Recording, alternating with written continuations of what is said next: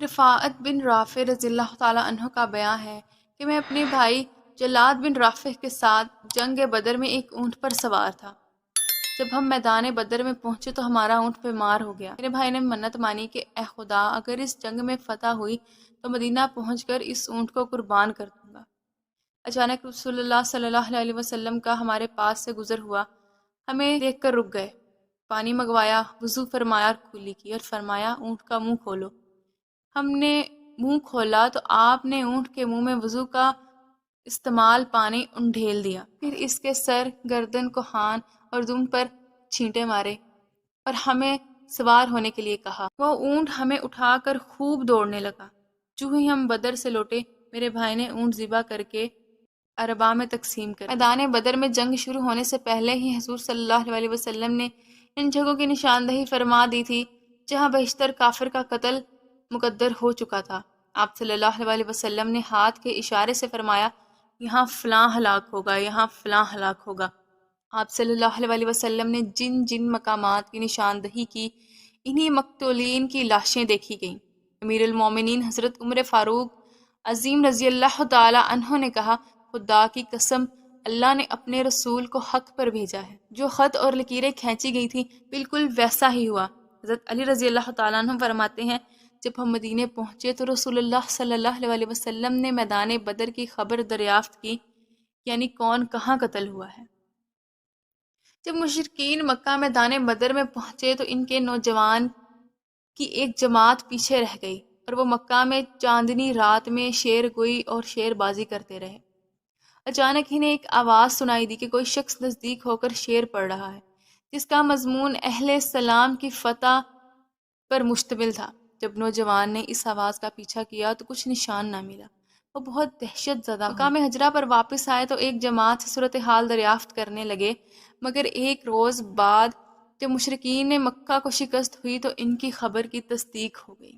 جنگ بدر سے ایک دن قبل حضور صلی اللہ علیہ وسلم نے مجاہدین پر نیند کا پرسکون غلبہ طاری کر دیا۔ کوئی مجاہد بھی نیند سے بیدار نہ ہو سکا۔ زبیر رضی اللہ تعالیٰ عنہ فرماتے ہیں کہ میری نیند کا یہ عالم تھا کہ میں نے بارہا کوشش کی کہ اٹھ بیٹھوں مگر نیند مجھے پھر سلا دیتی تھی۔ یہی حالت دوسرے صحابہ کرام کی تھی۔ سعد ابی وقاص رضی اللہ تعالیٰ عنہ کہتے ہیں کہ میں مدہوشی کے عالم میں اپنی تھوڑی چھاتی پر رکھے ہوئے ہوش ہو گیا۔ جب ذرا ہوش آیا تو دوسری طرف جا پڑا۔ وارقہ بن رافع اللہ تعالیٰ نے کہتے ہیں کہ مجھے اس قدر گہری نیند آئی کہ احتلام ہو گیا اور علی نے مجھے غسل دیا۔ ادھر مشرکین مکہ پر ایک خوف کا عالم طاری ہو گیا تھا۔ آن حضرت صلی اللہ علیہ وسلم نے عمار بن یاسر اور ابن مسعود رضی اللہ تعالیٰ عنہ کو رات کے وقت صورتحال معلوم کرنے کے لیے بھیجا۔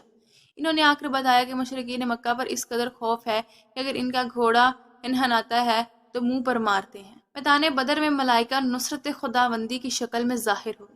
امیر المومنین حضرت علی رضی اللہ تعالیٰ عنہ کا بیان ہے کہ میں بدر کے کنویں سے پانی لا رہا تھا کہ ہوا کا ایک شدید جھونکا آیا کہ ایسا جھونکا میں نے کبھی محسوس نہیں کیا۔ کچھ دیر بعد پھر ایک جھونکا آیا، اسی طرح یکے بعد دیگرے 4 جھونکے آئے۔ یہ دراصل ملائکہ کی آمد تھی۔ حضرت جبرائیل علیہ السلام، حضرت میکائیل علیہ السلام، حضرت اسرائیل علیہ السلام، ایک ہزار فرشتوں کا لشکر لے کر آن حضرت صلی اللہ علیہ وسلم کے خیمے کے دائیں طرف صف کشیدہ ہو گئے۔ حضرت ابوبکر صدیق رضی اللہ تعالیٰ عنہ کا مقام تھا۔ حضرت اسرافیل علیہ السلام میری دائیں جانب کھڑے تھے۔ حضرت عبداللہ بن عباس رضی اللہ تعالیٰ عنہ کا بیان ہے کہ ایک انصاری نوجوان جناب محمد رسول اللہ صلی اللہ علیہ وسلم کے پاس آیا اور بتانے لگا، یا رسول اللہ، میں میدان کاراز میں ایک کافر کے پیچھے دوڑا، ابھی میری تلوار کی زد سے باہر ہی تھا کہ اس کے سر پر ایک تازیانے کی آواز آئی جس نے گھوڑے کو یہ چابک مارا تھا۔ اس کی باتیں میرے کانوں کو سنائی دیں۔ جس کافر کا میں تعقب کر رہا تھا میرے سامنے منہ کے بل گرا۔ آن حضرت صلی اللہ علیہ وسلم نے فرمایا، یہ ملائکہ آسماں کی آمد تھی۔ میدان بدر میں صحابہ رضی اللہ تعالیٰ عنہ 3 سر قلم کر کے آن حضرت صلی اللہ علیہ وسلم کی خدمت میں لائے۔ آن حضرت صلی اللہ علیہ وسلم نے فرمایا کہ یہ تیرے دائیں ہاتھ والے کی مدد کا نتیجہ ہے۔ صحابہ نے کہا، یا رسول اللہ، 2 آدمیوں کو میں نے قتل کیا ہے مگر تیسرے کو ایک خوبصورت سفید شکل کے آدمی نے قتل کیا ہے۔ میں نے سر کو اٹھا لیا۔ جناب محمد صلی اللہ علیہ وسلم نے فرمایا، یہ بھی ملائکہ کی مدد و نصرت تھی۔ بہت سے صحابہ نے بتایا کہ ہم کسی کافر کو قتل کرنے کے لیے تلوار اٹھاتے تھے کہ اس کا سر ہمارے وار سے پہلے ہی تن سے جدا ہو جاتا تھا۔ اور حضرت ابن عباس رضی اللہ تعالیٰ عنہ کہتے ہیں کہ ایک دن جب کہ ایک مسلمان ایک مشرک کا تعاقب کر رہا تھا جو آگے بھاگا جا رہا تھا، تو اچانک اس مسلمان نے اس مشرک پر پڑتے ہوئے چابک کی آواز سنی۔ پھر اس نے ایک سوار کی آواز سنی جو کہہ رہا تھا، ہزوم، اقدام کر۔ پھر اس مسلمان کی نظر اپنے آگے بھاگتے ہوئے مشرک کی طرف گئی، دیکھا کہ وہ زمین پر چت پڑا ہوا ہے۔ اس نے بھی دیکھا کہ اس مشرک کی ناک پر نشان پڑا ہوا ہے اور اس کا منہ پھٹا ہوا تھا، چابک کی مار کی علامت تھی، اور وہ تمام جگہ جہاں چابک پڑا تھا سبز و سیاہ ہو گئی تھی، یعنی جس طرح کوئی چوٹ کھا کر جگہ نیلی ہو جائے، اسی طرح اس کی ناک کا وہ حصہ جہاں چابک کا نشان نظر آ رہا تھا نیلا پڑ گیا تھا۔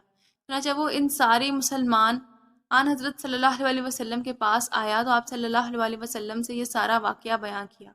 آپ صلی اللہ علیہ وسلم نے فرمایا کہ تم سچ کہتے ہو۔ وہ فرشتہ تیسرے آسمان کی فوجی کمک کا فرشتہ تھا۔ اس دن مسلمان کا 70 کافروں کو قتل کیا اور 70 کو گرفتار کر لیا۔ ویڈیو پسند آئی ہو تو چینل کو سبسکرائب، ویڈیو کو لائک کر دیجئے۔ اللہ ہم سب کا حامی و ناصر ہو۔ فی امان۔